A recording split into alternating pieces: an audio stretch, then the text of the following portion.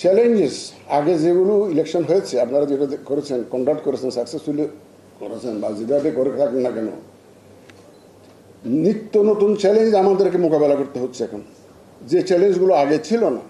দুর্ঘটনা, গাড়ি দুর্ঘটনা, যে সামনের থেকে একটা লাল গাড়ি আসতেছিল কার, আর এদিক থেকে একটা কালো গাড়ি যাচ্ছিল, দুই গাড়িতেই প্যাসেঞ্জার ছিল দুইজন করে।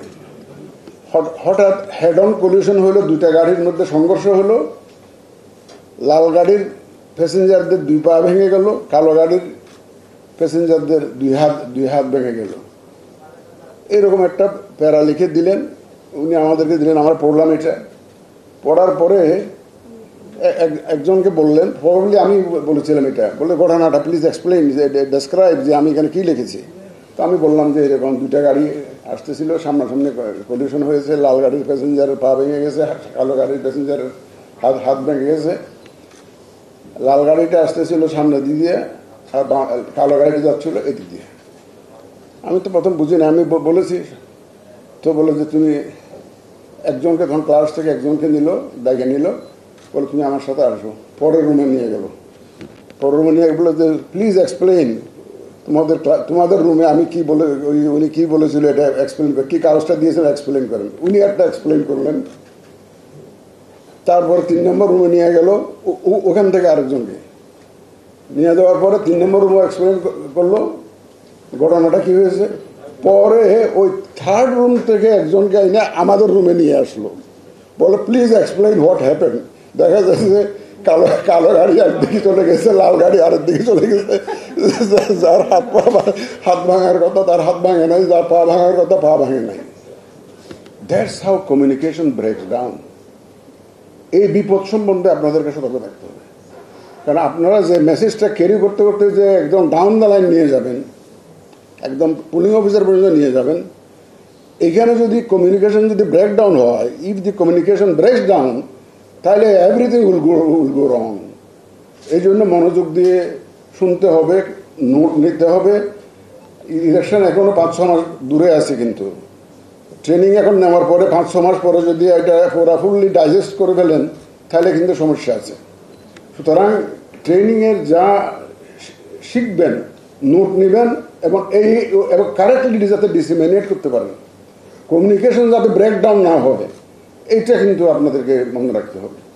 আর our bottom line is, I tell you, our bottom line is, এই কমিশনের বটম লাইন হচ্ছে প্রফেশনালিজম অ্যান্ড নিউট্রালিটি। এইটা আপনারা এমফাসাইজ করবেন, যে প্রফেশনালিজম অ্যান্ড নিউট্রালিটি যাতে ইনশিওর হয়, এইটা আপনারা এমফাসাইজ করবেন।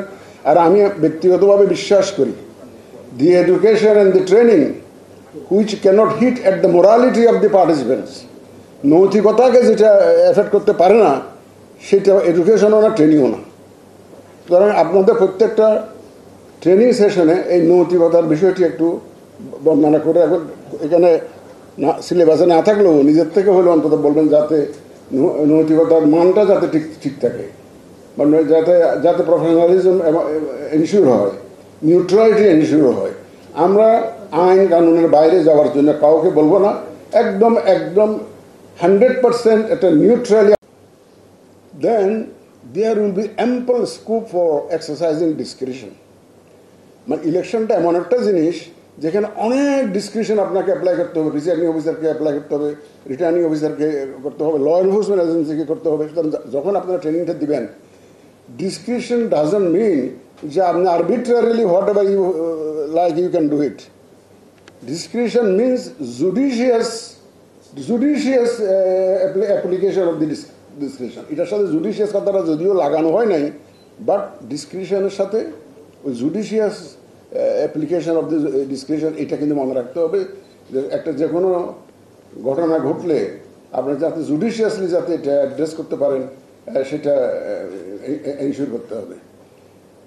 আর একটা জিনিস আমি একটা এমফাসাইজ করব, সেটা হচ্ছে চ্যালেঞ্জেস আগে যেগুলো ইলেকশন হয়েছে আপনারা যেটা করেছেন, কন্ডাক্ট করেছেন, সাকসেসফুলি করেছেন বা যেভাবে করে থাকেন না কেন, নিত্য নতুন চ্যালেঞ্জ আমাদেরকে মোকাবেলা করতে হচ্ছে এখন, যে চ্যালেঞ্জগুলো আগে ছিল না।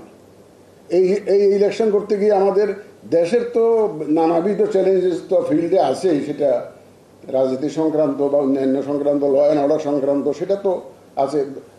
ল and order challenge was always there, it was a matter of degree, not of kind.